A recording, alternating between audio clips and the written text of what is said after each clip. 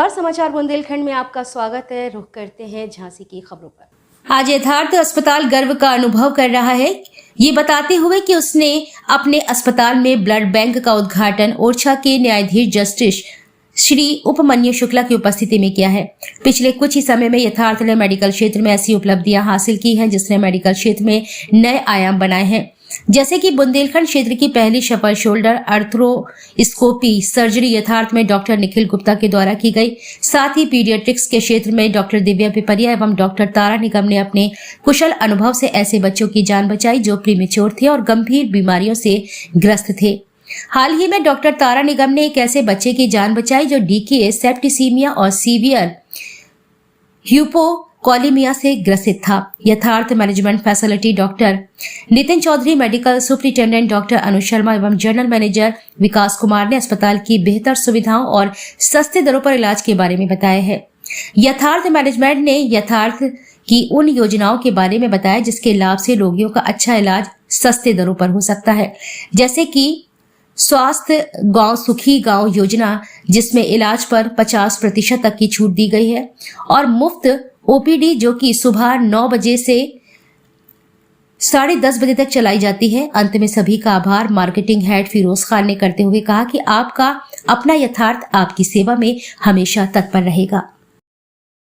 Hospital ने चाय पे चर्चा का एक कार्यक्रम चलाया है सर, कितने गांव तक पहुंचा है और कितना इफेक्टिव आपको ये मिला है? सर लगभग हम लोग 24 से 25 गाँव में इसको कर चुके हैं अभी तक।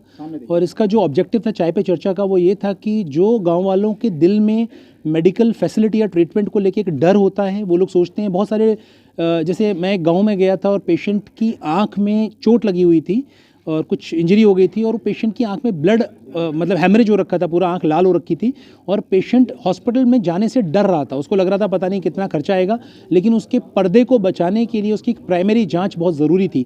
तो ज़्यादातर गाँव में मेडिकल फैसिलिटीज़ की जानकारी नहीं होती है और लोग डरते हैं गाँव हॉस्पिटल्स में जाने में। तो पहला ऑब्जेक्टिव ये होता है कि उनको उन बीमारियों के बारे में बताया जाए कि आप बेसिक ये जो जांचें हैं वो कराते रहें। अगर आपकी आंख में चोट लगी या आपका ब्लड प्रेशर हाई है या कोई शुगर की बीमारी है तो आप एटलीस्ट बेसिक जांच ज़रूर कराएं, जिससे आगे होने वाली गंभीर प्रॉब्लम्स को रोका जा सकता है। हमारा अस्पताल ये भी बताता है कि हमारे अस्पताल में क्या एडिशनल सुविधाएं हम लोग दे रहे हैं, जिसमें हम गाँव में जाकर प्रधानों को मिलते हैं, प्रोमिनेंट लोगों को मिलते हैं और वो बाकी गाँव लोग वालों को अस्पताल के बारे में चीज़ों को बताते हैं, हमारी बातों को उन तक पहुंचाते हैं। तो एक चाय पे चर्चा गांव के प्रोमिनेंट लोगों के साथ हो जाती है और उन तक हम अपनी बातों को पहुंचा पाते हैं। सर बिल्कुल, हमारे यहाँ पर आयुष्मान का जो कार्ड है वो यूपी और एमपी दोनों जगह का चलता है और उसका लाभ पता नहीं, मुझे लगता है हज़ारों लोगों ने उठा लिया है अभी तक। अब इस महीने ही अगर मैं पिछले 3-4 महीने का डेटा देखूं तो हमारे कम से कम 5 से 6 हज़ार लोग ऐसे हैं जो ऑलरेडी इसका लाभ उठा चुके हैं। झांसी की जनता यथार्थ हॉस्पिटल है, उसके लिए आपका हॉस्पिटल क्या सुविधाएं दे रहा है? सर झांसी की जनता को मैं यथार्थ में आने के लिए इसलिए बोलूँगा क्योंकि हमारे यहाँ पर जैसे मैंने बताया हमारे पास इक्विपमेंट्स बेटर क्वालिटी के हैं, हमारे पास डॉक्टर्स जो हैं वो बेस्ट हैं बुंदेलखंड रीजन में। तो अगर वो यहाँ पर आते हैं तो उनकी जाँचें अच्छे से हो पाएंगी, सही जांच हो पाएगी और सही इलाज हो पाएगा।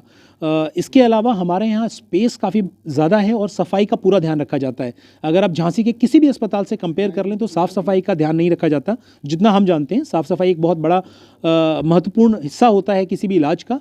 तो जो ट्रीटमेंट टाइम किसी और अस्पताल में मरीज को 10 दिन 12 दिन लगता है, वो हमारे यहाँ पर कम होकर 5 से 6 दिन लगता है। तो औसतन 5 से 6 दिन में हमारे यहाँ पर मरीज ठीक होकर चला जाता है। और इसके लिए सपोर्ट में हमारे पास माइक्रोबायोलॉजी लैब है, जिससे मरीज के शरीर में कौन सा इन्फेक्शन है, क्या बैक्टीरिया है, उसकी जांच करके वही दवा दी जाती है। हिट एंड ट्रायल नहीं किया जाता जैसे बाकी अस्पतालों में जहाँ पर माइक्रोबायोलॉजी लैब नहीं है। अगर आप पता करें तो ज़्यादातर अस्पतालों में माइक्रोबायोलॉजी लैब नहीं है और वहाँ पर हिट एंड ट्रायल किया जाता है। एक एंटीबायोटिक दिया, उससे असर नहीं हुआ, दूसरा दिया, उससे असर नहीं हुआ, तीसरा दिया।